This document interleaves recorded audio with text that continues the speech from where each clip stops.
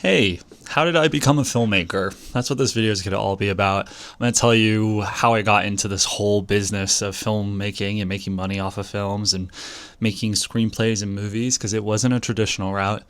And to be honest, I didn't really think I'd be doing this at this age. So I'll give you kind of the play by play, but I became a filmmaker because I initially wanted to go into acting, and I was an actor for so many years. I went to NYU Tisch, where I did conservatory training.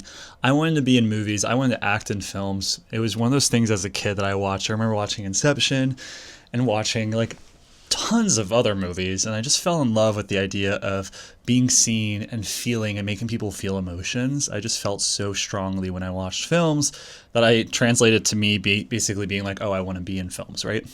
So I kind of went the route of I saw an actor, I saw who was on screen, I was like, I want to be that person. So I started acting in high school, fell in love with it, and then I went to school for it. And I loved it so much that it kind of took over my entire world. I spent most of college really studying every day, didn't really have a lot of fun, and I was really dedicated to the craft of learning how to act and learning how to do Shakespeare and screen acting. And also it was like playwriting and directing was all in that as well. From the studio I was in Playwrights Horizons, which was it was a really cool studio at NYU. It was the only studio for acting that also had directors in it, that had playwrights and had designers, and you basically created a production company. That was what that studio system was in NYU. And if you don't know what a studio system is, it's just that it's like little conservatory projects or groups in NYU. So it's like little schools for drama. So they would study different methods of acting. You would have the Meisner method, you would have Strasberg, you had Playwrights Horizons, which was basically a production company that you learned to build out, and you had Adler. And I remember getting into that studio and being kind of upset at first because I was like, I want to be an actor, like just put me in the straight thing for acting. And little did I know that this is what kind of was the catalyst for me venturing out of acting into directing. So I acted all through college, and I basically got kind of burnt out. Between you and I had a teacher who wasn't my favorite, who I felt kind of pushed me to my limits. And in hindsight, maybe that's a blessing, but she really kind of made me really uncomfortable with acting because I pushed really hard. I got very emotional. I got very vulnerable, and I felt not protected. And I kind of fell out of love with acting. I kind of realized, hey, this might not be good for my psyche right now. So that was kind of unfortunate. But then after school, I was like, okay, well, maybe we don't want to act. Maybe let's go into production. Let's see what else is in the entertainment world. And then I went into PAing, which is just production assistant, and I worked on sets for like 5 years. I came out to Hollywood. I was a PA on TV shows like Shameless and HBO's The Flight Attendant, and I actually worked up my way into being a film scout. So I went the production route, learned how to film scout, did that for big TV shows and movies, Sundance Award-winning movies, and alongside all of that was writing. So something that really catapulted me into being a filmmaker and a director, which I didn't really plan on it because I wanted the whole game plan to be acting. I thought I'd always come back to acting, is that I hated auditioning. I felt so overexposed. I didn't like the idea of needing approval from people. And I just didn't love the process of auditioning. It really scared me, to be honest, between you and I. So I turned into writing. I said, you know what? Let's not act. Let's write the projects that we want to be in, and you can just act in it. Just make the projects. I learned that from Playwrights. And I interned senior year at a casting office named Telsey and Company that did all the Broadway shows. And I would see actors come in, and they would do auditions for like Police Number 1, Police Number 2. And I just thought it was so uninspiring, and no hate to those people, the actors that can do that. I just was like, I can't do that. And so I went this route of screenwriting. And so I started screenwriting right out of college when I was in production. my work was being a PA, just being around sets, and then I was writing on the off days. I would go to coffee shops and I would just write. And I kind of went into my own world. I think it was kind of a protective mechanism for COVID. It was all during COVID that I came out to LA and I started production work. So, we were all alone and I just jumped into worlds. And it was in that period that I generated my short film Flowers. And I also generated the road trip film, which is the feature film I'm doing now. And Flowers happened after I was doing production work. I was doing location scouting for TV and films, and I did them for 2 Sundance movies, and I was just really kind of burnt out, and I was seeing directors make their own projects, and I said, you know what, Nick, you've been working on your own projects. Why don't you treat yourself and you just make one of them?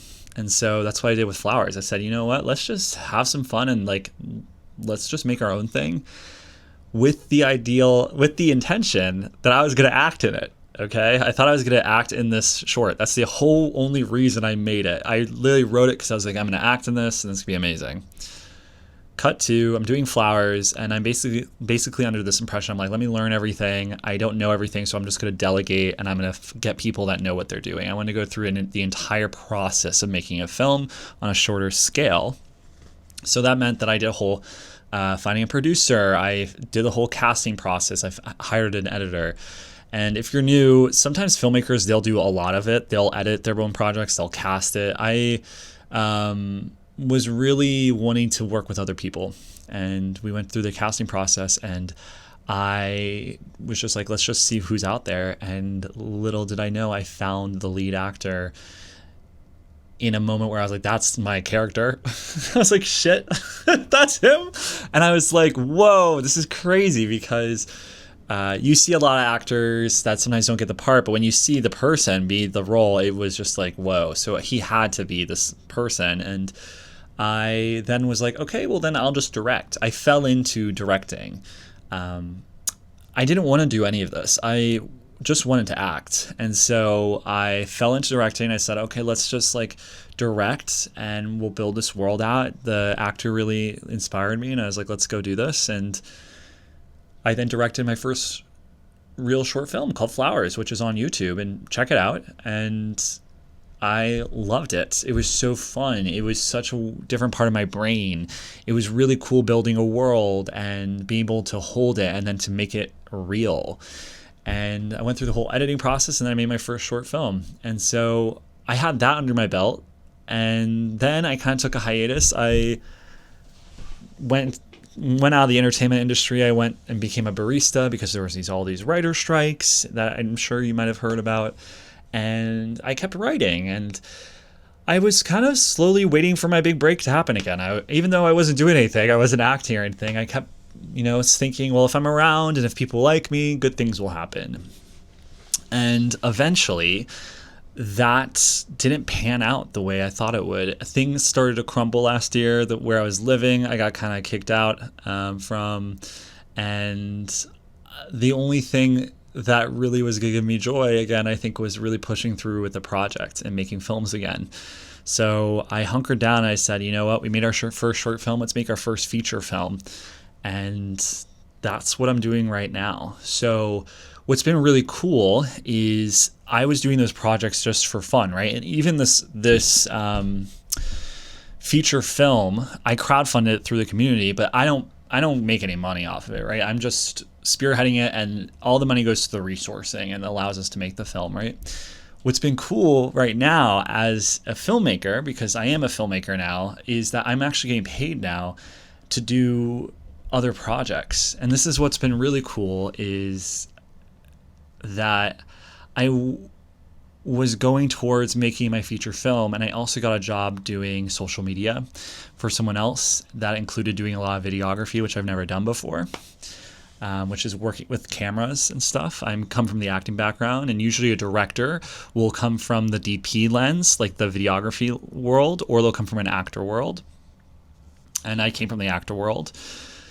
So I got to learn videography, still am, and then I moved into a house with musicians, and I met some more musician friends. And what was really cool was me kind of putting out into the world that I'm making this feature film allowed me to kind of land getting paid for my first music video that I made. Someone reached out to me and said, "Hey, I saw that you're directing. We have this song. Will you, like, can we pay you to make a video?" And I did that.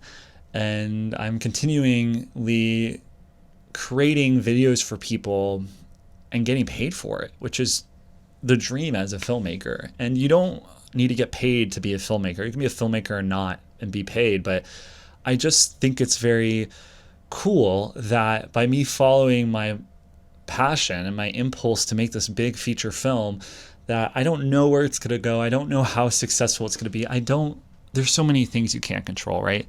But it just means a lot. And I'm doing it for me and for people that need to see it, right? But by going on that journey and sharing it, it's been allowing me to also make films for other people. And I think that's been a very cool moment. So I get paid now to make videos. I work most of the time doing social media. I do videography and I make content for people's YouTubes. And I think that's amazing. That is definitely filmography and being a filmmaker. And then I do creative projects like making music videos. And that's like how I make my money. It's crazy. So I'm very scrappy. It's not the most comfy lifestyle yet, but that's how I fell into this. I had a big love for acting, and then I wanted control, and I kind of fell into filmmaking because I don't know. I just did. So that's my story on how I got here. I really love world building. I love storytelling. I love connecting to people and really allowing people to feel safe and healed from life and feeling seen and feeling understood. You know how much chaos there is in the world. So I think it's the best way I can give back to the world right now. Things might change.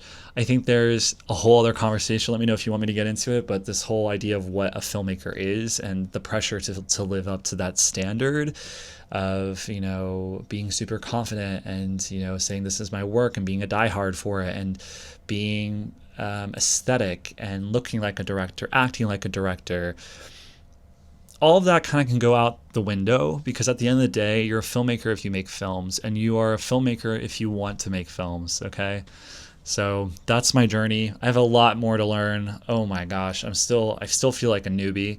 I still need to learn more about lighting, learn about cameras, shutter speed, iOS. I'm learning how to do these things, and I think it'll just make me a better storyteller. Partly because I don't want to learn the technical skills, but I think it's because it'll help me translate imagery in my head to camera, and hopefully from camera to you, so you can experience what I'm trying to put out in the world. So I hope you enjoyed this. I'm your friend Nick. Make sure you like and subscribe, and tell me what else you would like to hear about, and I would love to talk to you. Have you ever been a filmmaker before? Have you ever made films? Let me know. And I'd love to chat with you. I'll see you soon, my friend, and have a great day. Bye.